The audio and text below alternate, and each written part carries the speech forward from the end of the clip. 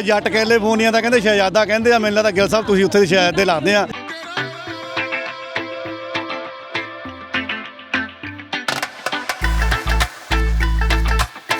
ਬਾਕੀ ਤੁਸੀਂ ਤਾਂ ਸੁਲ੍ਹਾ ਦੇ ਨਾਂ ਤੇ ਕਿਵੇਂ ਬੰਬ ਮਾਰ ਜਾਂਦੇ ਆ, ਇਹ ਗੱਲਾਂ ਮਾੜੀਆਂ ਤੁਹਾਡੀਆਂ।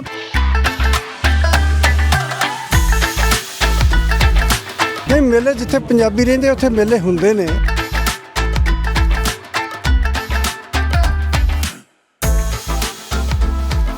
ਨਹੀਂ, ਬਹੁਤ ਵਧੀਆ ਲੱਗਦਾ ਜੀ ਇੱਥੇ ਆ ਕੇ, ਸਾਰਿਆਂ ਨੂੰ ਮਿਲ ਕੇ ਬੜੀ ਖੁਸ਼ੀ ਹੁੰਦੀ ਹੈ। ਆਪਣਾ ਪੰਜਾਬੀ ਕਮਿਊਨਿਟੀ ਬਹੁਤ ਜ਼ਿਆਦਾ ਹੈ ਇੱਥੇ।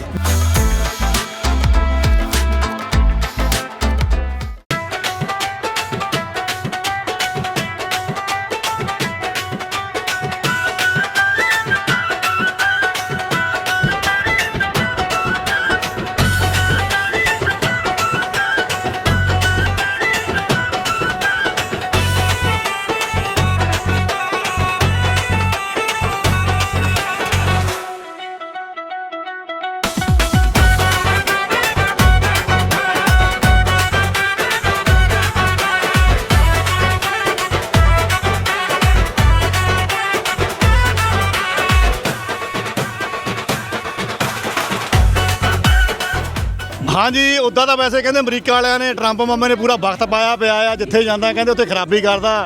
सुलह इन्होंने करनी होंगी, पर सुलह के नाम से कहते मजैला मजूला मार देंगे। पर जो साडा पंजाबी सुभाਅ आ वो इदा नहीं कहते करता। जसवंत सिंह जी गिल होनी कैलीफोर्निया USA तो वैसे तो कहते पिंदा जट कैलीफोर्निया का कहते शहजादा कहते आ। मैनूं लगदा गिल साहब तुसीं उत्थे दे शहजादे लगदे आ जिस सन अज तुसीं दस्तार सजाई आ। थैंक यू, धन्यवाद। ते तुसीं अमरीका तो इत्थे अचेचे आए आ जां परिवार दे नाल इत्थे रहिंदे हो? नहीं, साडा बेटा ਇੱਥੇ ਰਹਿੰਦਾ। वैसे मेला वेखण वास्ते आए ਸੀ। ਪਹਿਲੀ ਵਾਰ ਇਹ ਖੇਡਾਂ 'ਚ ਸ਼ਮੂਲੀਅਤ ਕੀਤੀ ਹੈ ਜਾਂ ਅੱਗੇ ਵੀ ਕਦੀ ਸਬੱਬ ਬਣਿਆ? ਪਹਿਲੀ ਵਾਰ। ਮੈਂ ਮੇਰਾ ਜਿੱਦਾਂ ਵੱਡਾ ਬਾਈ ਤੇ ਮੇਰੇ ਪਰਿਵਾਰ ਦੇ ਜਿਹੜੇ ਹੋਰ ਮੈਂਬਰ ਨੇ ਉਹ ਅਮਰੀਕਾ ਰਹਿੰਦੇ ਨੇ, ਪਰ ਚਲੋ ਸ਼ਹਿਰ ਵੱਖਰਾ ਆ। ਅਮਰੀਕਾ ਜਾਣ ਦੀ ਜਾਂ ਕੈਨੇਡਾ ਜਾਣ ਦੀ ਬਣਦਾ ਰਹਿੰਦਾ, ਕਿਤੇ ਨਾ ਕਿਤੇ ਸਬੱਬ ਬਣ ਜਾਂਦਾ ਆ। ਮੈਨੂੰ ਉਸ ਧਰਤੀ ਦੇ ਉੱਪਰ ਹੋਰ ਤਾਂ ਬਹੁਤ ਕੁਝ ਲੱਭਦਾ ਕਿ ਬੜਾ ਤਕੜਾ ਤੁਹਾਡਾ ਸਿਸਟਮ ਆ। ਬਾਕੀ ਤੁਸੀਂ ਤਾਂ ਸੁਲ੍ਹਾ ਦੇ ਨਾਂ ਤੇ ਕਿਵੇਂ ਬੰਬ ਮਾਰ ਜਾਂਦੇ ਆ, ਇਹ ਗੱਲਾਂ ਮਾੜੀਆਂ ਤੁਹਾਡੀਆਂ। ਉੱਥੇ ਇਦਾਂ ਦੇ ਮੇਲੇ ਨਹੀਂ ਮੈਨੂੰ ਅੱਜ ਤੱਕ ਲੱਭੇ ਹੈਗੇ। ਕੀ ਵਜ੍ਹਾ ਹੋ ਸਕਦੀ ਹੈ? ਨਹੀਂ, ਮੇਲੇ ਜਿੱਥੇ ਪੰਜਾਬੀ ਰਹਿੰਦੇ ਉੱਥੇ ਮੇਲੇ ਹੁੰਦੇ ਨੇ। ਜਿਹੜੇ ਆ ਖੇਡ ਮੇਲਾ ਜਿਹੜਾ ਸਿੱਖ ਖੇਡਾਂ, ਇਹਨਾਂ ਨਹੀਂ ਹੁੰਦਾ। ਇਹਦੀ ਕੀ ਵਜ੍ਹਾ ਲੱਭਦੇ ਹੋ ਤੁਸੀਂ? ਵਜ੍ਹਾ ਕੀ ਕਹਿ ਸਕਦੇ ਆ? ਜਿੱਦਾਂ ਸੱਭਿਆਚਾਰਕ ਮੇਲੇ, ਜਿਹੜੇ ਸੰਗੀਤਕ ਮੇਲੇ ਆ, ਵੱਡੇ ਵੱਡੇ ਕਲਾਕਾਰ ਤਾਂ ਉੱਥੇ ਜ਼ਰੂਰ ਆਉਂਦੇ ਜਾਂਦੇ ਰਹਿੰਦੇ ਆ।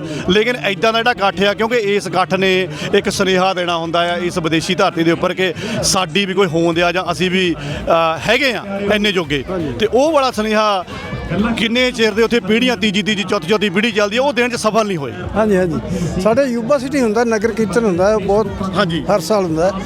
ਸਭ ਤੋਂ ਵੱਡਾ ਹੁੰਦਾ, ਸਾਰੀ ਵਰਲਡ ਦਾ ਹੁੰਦਾ। ਤੇ ਤੁਸੀਂ ਇੱਥੇ ਆ ਕੇ ਇਸ ਮੇਲੇ ਨੂੰ ਦੇਖਿਆ, ਇਹਦੇ ਵਿੱਚ ਤਾਂ ਚਲੋ ਸਾਰੀਆਂ ਹੋਰ ਕਮਿਊਨਿਟੀਆਂ ਵੀ ਤੁਰੀਆਂ ਫਿਰਦੀਆਂ ਨੇ। ਧੰਨਵਾਦ ਹੈ ਉਹਨਾਂ ਦਾ ਕਿ ਉਹ ਸਾਡੇ ਕਲਚਰ ਨੂੰ ਨਿਵਾਜ਼ ਰਹੇ ਨੇ, ਦੇਖ ਰਹੇ ਨੇ ਕਿ ਚੰਗੀ ਇਹ ਸੁਸਾਇਟੀ ਆ।